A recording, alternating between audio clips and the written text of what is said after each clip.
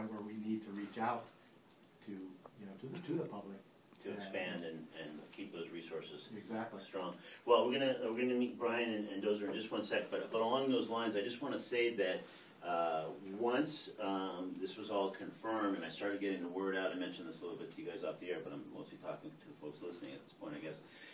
Got word out on Facebook and the usual methods that I do, email blast, website here for WMNF, etc., and talking to people just individually. I mean, the response has really kind of mirrored my own. Extremely enthusiastic, extremely supportive, and so along those lines, and along the lines of what Paul just mentioned, they are 501c3, and all those really the funds are just coming from donations. So again, the website is pitbullsforpatriots.org, and Paul mentioned when they arrived that I guess in the wake of the show being scheduled, some kind of anonymous supporter has decided they will match any donations that come in the next 24 hours for Pit Bulls for Patriots. So that's fantastic, and obviously the more the merrier, because every dollar becomes $2 and so on. So anyways, I just think that's really fantastic. And again, that was a veteran who had the resources, who wanted to do that. And as far as our website, I should say pitbullsforpatriots.org. That's with the numeral 4. Oh, right. I'm sorry. I should have. Yeah, I was reading it that way, but I should have clarified. Numeral 4. Right, and then more to the point, I think you click on the dog, right? Is that click on the dog? Yeah. Okay. Once you get there. You'll see. Okay, so I kind of want to circle back to some other specifics about the program in a minute, but I really do want to more officially meet Brian and Dozer. So Brian, let's find out a bit about you. First of all, when and where did you serve? Well, the best way to describe it for me is my life basically changed as of 9/11. I was a high school student. I was just about to turn 18. Once that happened, I went straight in and volunteered and got my high school diploma and served my life into Operation Iraqi Freedom. I've been over a couple other places like Afghanistan and a couple others. I was also in Hurricane Katrina. As far as me getting with the program, I've been trying to do different counseling training and going to the daytimes and trying different ways to better myself and get more used to being back here in society and dealing with some of the issues that I've dealt with. But when did you return to, when did you complete your service? I completed my service around 2009. It was my last time that I officially was discharged from the service. I was a wounded soldier, so they finally let me go. And with it, I started treatment pretty much right after that. But my issue was the treatment did good, but when I went home was my problem in trying to live everyday life. Well, this program was pointed out to me called Pit Bulls for Patriots, and I went and met Paul and Margie at the Humane Society, and that's when I hooked up with my dog here, Dozer. We kind of just matched right off the bat, and that's how I got involved with the program. It's been trying to be a big part of it ever since. And Brian, I mean, I don't know how much you want to get into this, but to the extent you're comfortable, it seemed like you sort of valuable for context and listening. Describe, a little bit of it about how you felt on coming home and just kind of maybe discussing the sort of first period where you realized, hey, I'm contending with the PTSD. I think I first started noticing stuff probably a couple months after I officially gotten out of the service. I was sitting at home and I wasn't doing as much and being as active as I used to be. It was very difficult for me when I came home. I didn't like going in crowds. My wife was probably the one that noticed the biggest change out of everybody. She noticed that my temper was a lot quicker than it used to be. I didn't sleep as well as I should at that time. My insomnia really kicked in at that point. And I was just regular day functioning. I had a lot of problems with doing that. I wanted to get out. I wanted to spend time with my kids and stuff like that, but it's like every time I would go out, my anxiety would just jump to that next level and I would have problems. And at that point, I decided I had to do something, if it not for myself, but for my family at least. I had to do some type of change and try to get back to normality of some sort. Sure.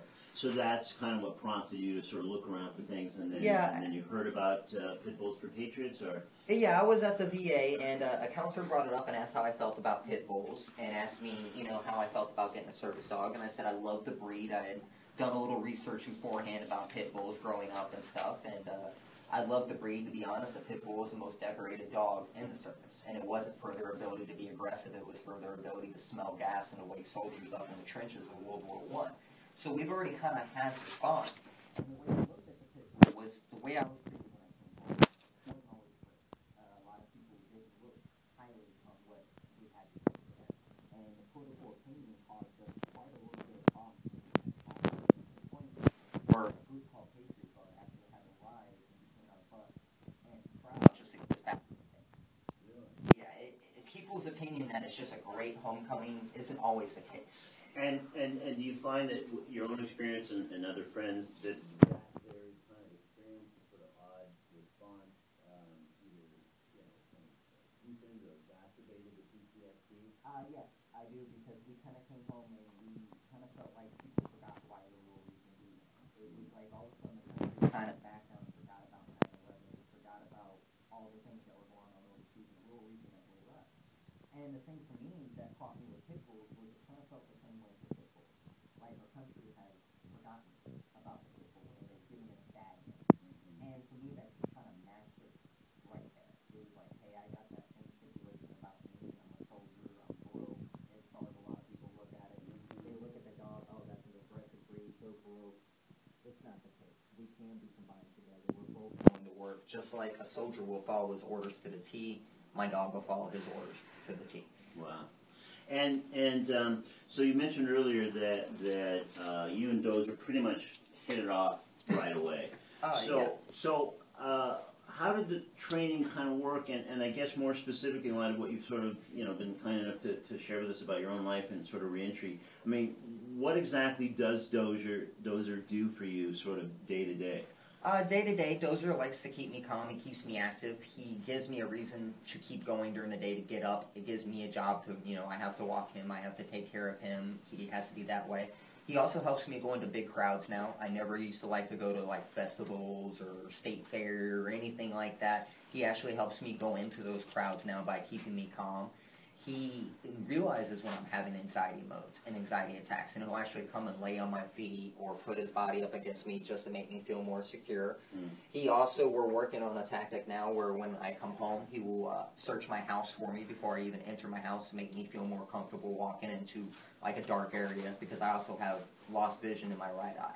So that also helps me with that, so I don't feel anxiety walking into a dark place. He'll even stand and put his back to mine when I'm at an ATM, just to make sure that I have somebody watching my back. Wow. The best way for me to describe it now is when we enter the military, the first thing they teach us is never do something by yourself. You always have a battle buddy. You always have a team effort. He's now my battle buddy. And that's the way I look at it now is I've come out of the military, now I have a battle buddy here standing ready for me to do what he needs to do. And it's just unconditional love. Yeah. I mean, these dogs love you no matter what you've done in your life, no matter where you've been or wherever you've accomplished. They don't care. They just want to love you. And that's what I think I just needed the most from Dozer is when I'm feeling that anxiety or I'm feeling down about myself, he climbs on top of me, he loves on me, he puts me back into that better mood. Yeah, it sounds like a really cool combination of training, but also that as many dogs are, are really intuitive too, and that further that the connection, like when you guys hit it off right from the get-go, like he is, like as you said, I mean both figuratively and literally watching your back. He's got your back. Yeah, I mean even to the point where I'm sleeping, like if I go into a flashback dream or a problem when I'm sleeping, he'll actually start to howl to wake me up. He'll realize that I'm having that dream when he's in a kennel cage on the other side of the room. But somehow in that cage on the other side of the room, he'll realize that to start to howl to go, hey, somebody needs to wake up Daddy. Daddy's not having a good time. Somebody needs to wake him up. Wow. And there's probably a long set of answers to this, but if you had to say, what's the single best thing about life with Dozer? He's now my buddy. That's the best thing I could say about my life. Again, he's my buddy. You know, he's now becoming probably one of my closest friends in the world. You know, no matter what, he's there. And that's the best way to look at it. I know when I look down, my dog's right there with me. Sure. Well, okay, so there's so many other things I want to cover, and I want, of course, to speak to you, Julie Ray. So, but there's one call that's been holding quite some time, so let's get them involved in the conversation, and an email or two I want to get to also. Hi, you're on Talking Animals.